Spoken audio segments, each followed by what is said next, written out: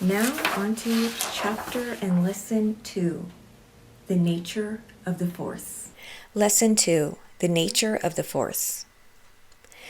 To the minds of most people, the term personal magnetism conveys the idea of a current radiating from the person of the magnetic individual, drawing to him all those within the radius of his magnetic force. This idea, while on the whole erroneous, still contains within it the germ of the real truth.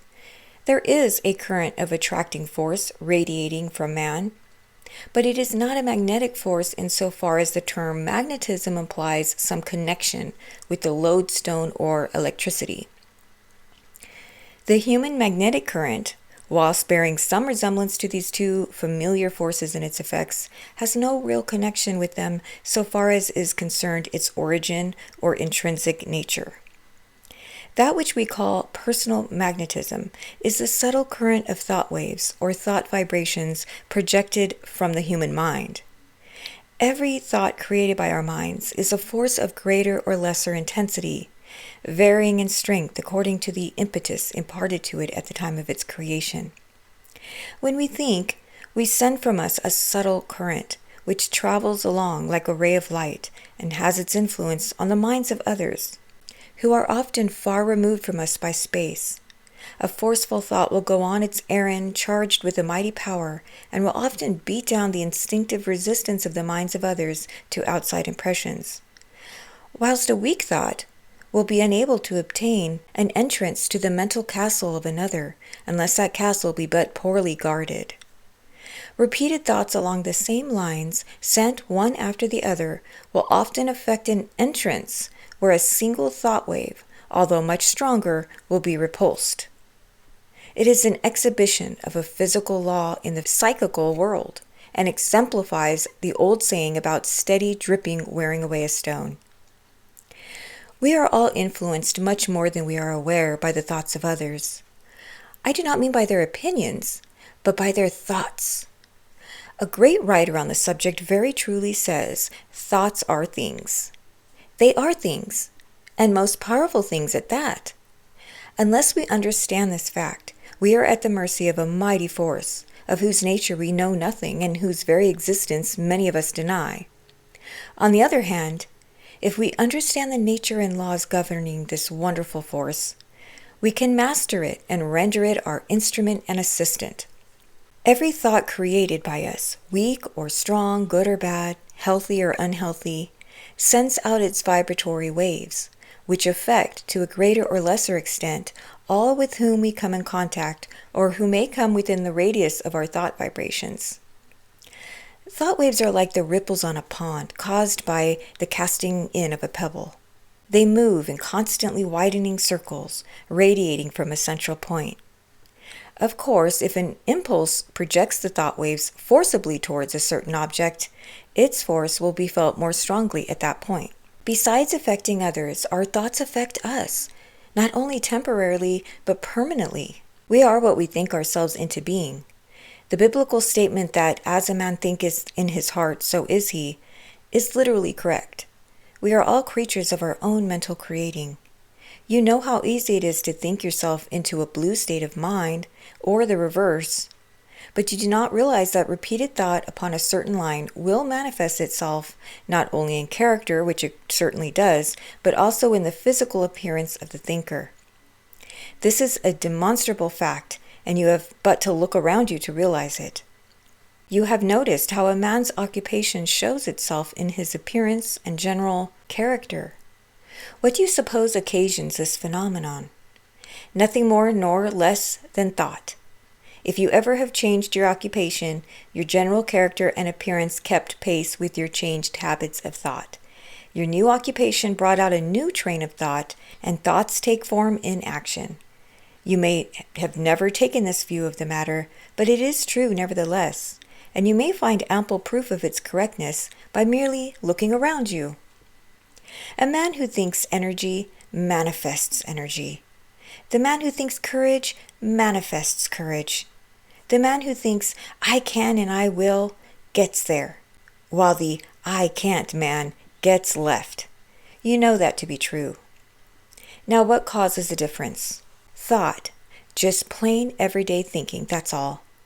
Of course, the action follows the thought. But why? Just because it cannot help itself. Action follows as the natural result of vigorous thinking. You think in earnest, and action does the rest. Thought is the greatest thing in the world. If you do not know it now, you will before you're through with this course of lessons. You may say that this is no new thing to you, that you knew all about making up your mind and all that sort of thing long ago. Then why did you not put it into practice and make something of yourself? I will tell you the trouble. You thought I can't instead of I can. Now I'm going to change that I can't into a big I can and a bigger I will. That is what I'm here for, and I intend to make you over before I'm through with you. I suppose that you thought I would give you an elaborate transcendental discourse on things away up in the clouds, and hoped that I would tell you how to charge yourself up with a lot of magnetism, so that you would be able to light the gas with the tips of your fingers, or draw everybody to you like a piece of steel to a magnet. Now, didn't you? Well, I am not. But I intend to tell you how you can generate in yourself a force, compared with which magnetism is weak. A force that will make a man of you, a force that will make you realize the I am within you. A power that will enable you to be a man of strong personal qualities, a man of influence, a successful man. I will tell you how you can acquire that which you have been calling personal magnetism, providing you will start at it in earnest. It is worth working for, and when you feel your new strength developing within you, you would not exchange your newfound knowledge for a fortune. Why, you feel a little stronger already, don't you? Of course you do. I never have talked 5 minutes to a class of students about I can and I will and about the I am within them without their throwing back their shoulders, raising their heads, taking a long breath, and looking me square in the eyes as a man or a woman should. It was thought manifesting itself in action. Do you see the point? I had planted the little seed of self-knowledge, and it had begun to sprout. Before I conclude this lesson, I wish to direct your attention to one other very important thing about thought, and that is the adductive power of thought. Pay attention to this, please, as it is of the highest importance. Avoiding all attempts at a scientific explanation and keeping away from technical terms, I will state the matter concisely thus. Thoughts attract like thoughts. The good thought attracts other good thoughts. The bad thoughts, the bad. Thoughts of strength, likewise. Thoughts of discouragement and doubt follow the rule, and so on through the entire gamut of thoughts. Your thought attracts to it the corresponding thoughts of others and increases your stock of that particular kind of thought. Do you see the point? Think fear thoughts, and you draw to yourself all the fear thought in that neighborhood. The harder you think it, the greater supply of undesirable thought flocks to you. Think I am fearless, and all the courageous thought force within your radius will move towards you and will aid you. Try it. That is, try the latter. Don't think fear thoughts. Do you know that fear and its oldest child, worry, are at the bottom of more misery, more unhappiness, more failures than anything else in the world? Fear and hate are the parents of all the vile thoughts. I will go into this matter with you at greater length in subsequent lessons, but let me urge upon you now, with all the earnestness of which I am capable, to tear out those vile weeds, fear and hate. Tear them out by the roots.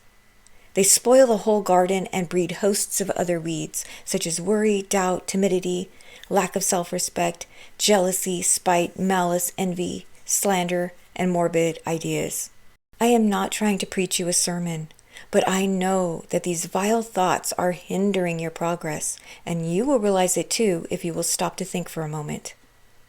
Open the blinds and let the pure sunshine of bright, cheerful, and happy thoughts pour in, and the microbes of doubt and despair and failure will leave and seek more congenial quarters. If you were my dearest friend, and I knew that this message would be my last on earth, I would shout to you as loud as my vocal organs would permit. Let go of fear and hate thoughts. That is the end of lesson number 2, and now on to lesson 3. How thought force can aid you.